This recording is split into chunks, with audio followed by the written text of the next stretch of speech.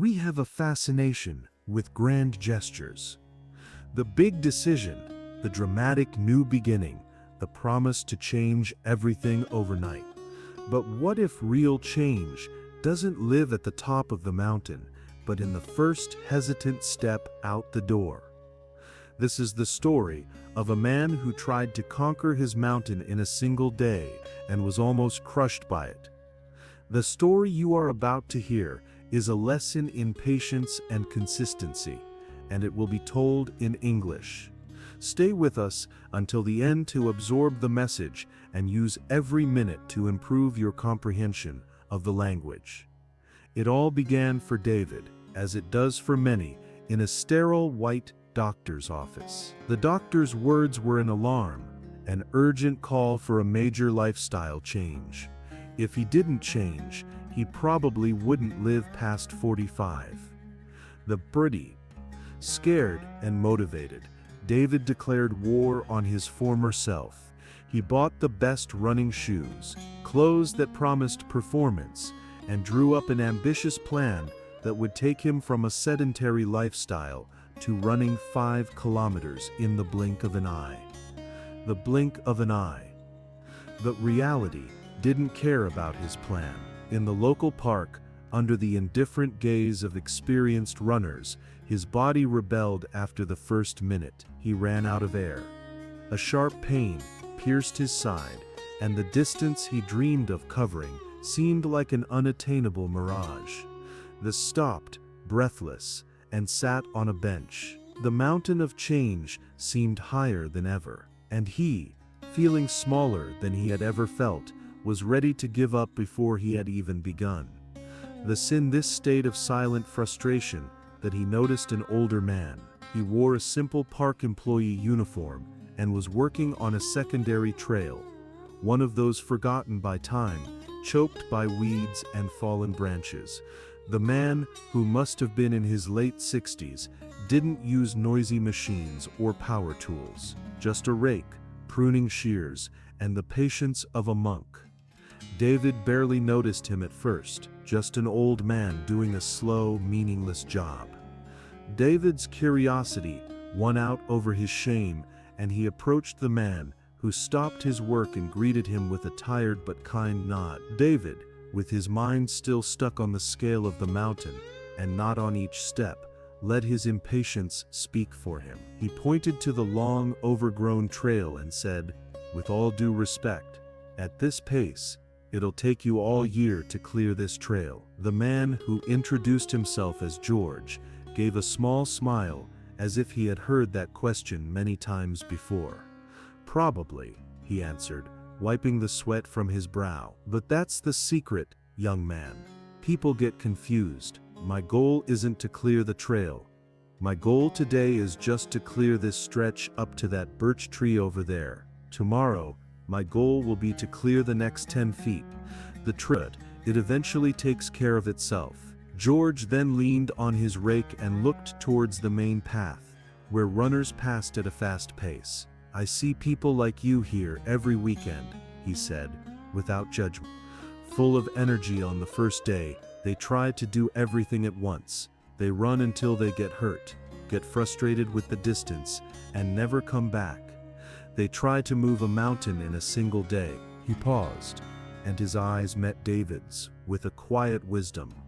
"Me," he said, with a twinkle in his eye, "I just make sure to move one small stone from the mountain every single day. At the end of the year, who do you think has moved more stones?" Stop and think.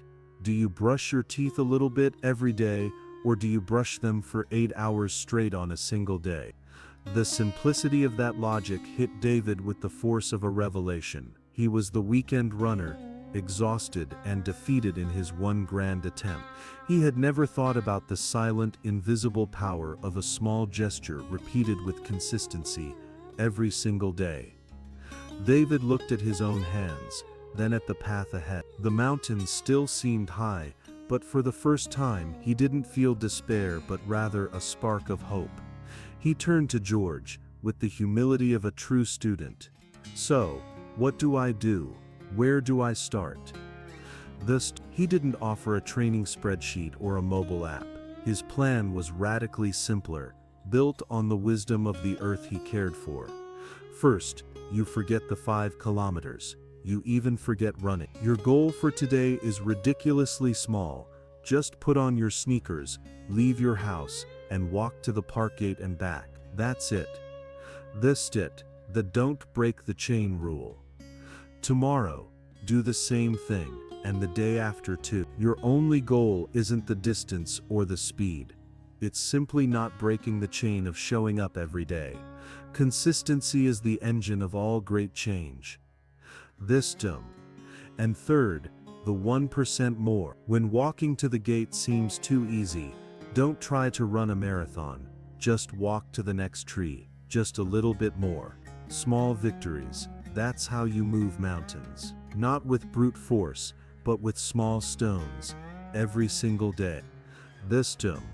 David listened, and the simplicity of the plan was like a balm for his overwhelmed mind. There were no spreadsheets, no pressure, no chance for a grand failure. There was only a single step, and for the first time he felt that this one step he could take. And that is exactly what David did. That very afternoon he didn't wait for motivation or the perfect moment. He just put on his sneakers and walked to the park gate and back. It was anticlimactic, it was simple, and it was the most powerful thing he had done for himself in years, because it was the first link in a new chain. The next day, he did it again, and the next. He didn't think about the 5-kilometer run or the mountain ahead. He thought about only one thing: not breaking the chain. Each walk was a link. Each day was another link added to the strength of his new habit. The weeks turned into months. The walk to the gate became a light jog. The light jog extended to the next tree, and eventually, to the river bend. David stopped fighting his body and started listening to what it asked for. The inner narrator that called him a failure was slowly silenced by the rhythmic sound of his feet on the ground. A sound that said, "You showed up today." He was no longer focused on the destination. He was focused on the path. He discovered the secret that George already knew, that consistency has a magical power. It's like compound interest for the soul, small daily deposits of effort that over time transform into a wealth of strength and confidence that no rare intensity can buy. The end of that year, David noticed that the man's slow and steady work had transformed an impenetrable patch of weeds into a great walking trail. He wasn't just clearing, he had revealed a path. David's story is proof that it's not the great leaps that define our future, but the small steps we take with consistency. The true transformation doesn't happen in one day of heroic effort, but in the quiet discipline of not breaking the chain. This lesson of patience and perseverance resonated with you. Please leave a comment below telling us what is the small stone you will commit to carrying up your mountain tomorrow.